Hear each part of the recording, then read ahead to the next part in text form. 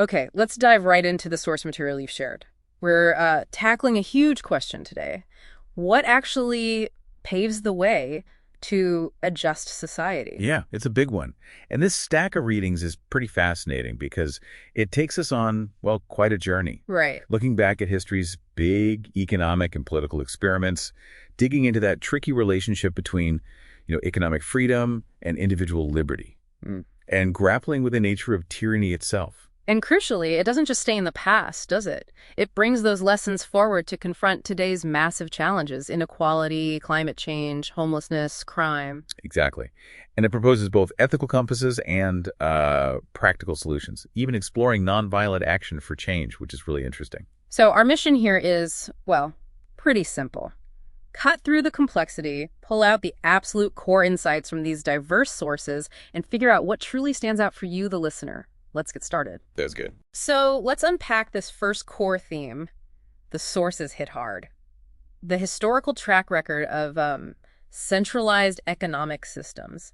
The picture painted is pretty sobering, isn't it? It is, yeah. What the sources really make clear is this fundamental economic hurdle, the economic calculation problem. Okay.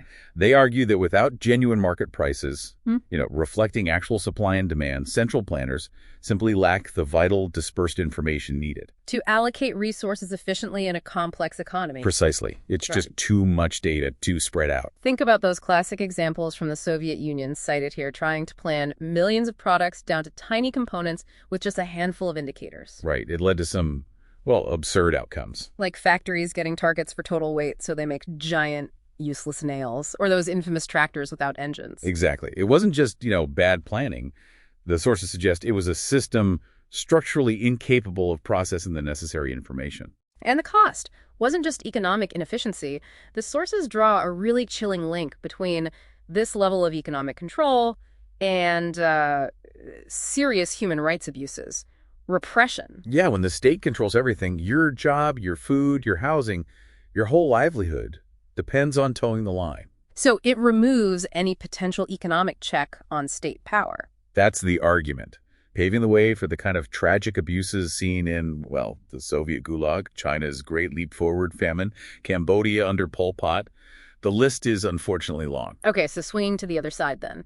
The sources also look intently at economic freedom. They do. They highlight arguments like Milton Friedman's that see economic freedom as pretty essential for political liberty. Because it disperses decision-making power away from the state. Right. It spreads out, and they point to data, like indices from organizations tracking this, showing a strong correlation between higher economic freedom and, increased prosperity. But what's fascinating here, though, is the nuance the sources bring. They're quick to caution that while there's a correlation, it's not like a guaranteed path to justice. Definitely not. Unfettered markets, what some sources might call market radicalism, can generate immense inequality. And lead to devastating financial crises, too. Yeah, and here's where history offers a stark warning from these readings.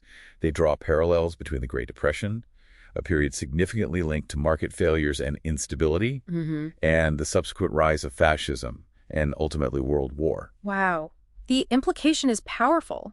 When economic systems fail catastrophically, societies can become deeply vulnerable to authoritarianism. People just want order. It forces us to consider that tyranny isn't solely the domain of communist regimes or, ancient monarchies. Right. Based on these sources, the core threat seems to be the unchecked concentration of power. Full stop, regardless of the system's label. Looking back, whether it's the decline of the Roman Republic into empire marked by economic disparities, corrupt spending, or the French Revolution against an absolute monarchy, propped up by really unjust taxation. the recurring pattern is power becoming too centralized, too unaccountable, and that feeds inequality and instability. So with those historical lessons in mind, how do these sources propose we build a more just society today? Well, they seem to outline a path grounded in both robust ethical principles and concrete policy responses. Yeah, they discuss ethical frameworks that prioritize fairness, ensuring the least advantaged benefit, focusing on expanding real freedoms, opportunities beyond just material wealth. And emphasizing things like civic duty and character in leadership.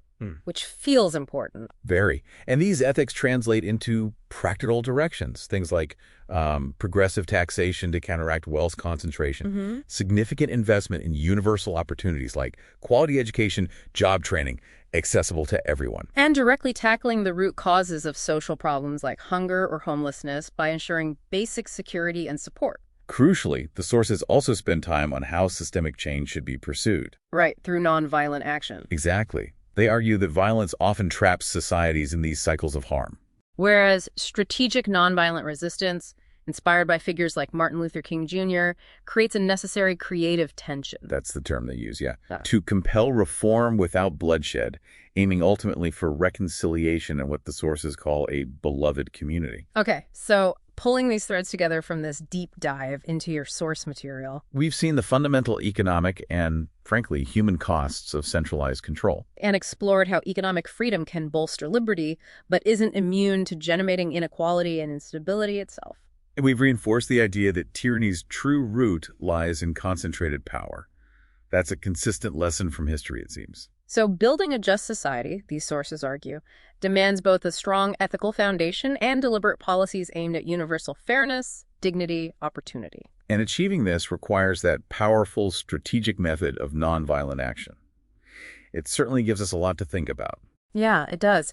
So if history teaches us that unchecked power and rising inequality are these recurring patterns leading societies towards breakdown, how vigilant must we be right now in demanding accountability and pursuing genuine economic justice? And building on that, given the call for nonviolent action, what does that path truly demand of you in facing these challenges in your own context? Something to keep exploring.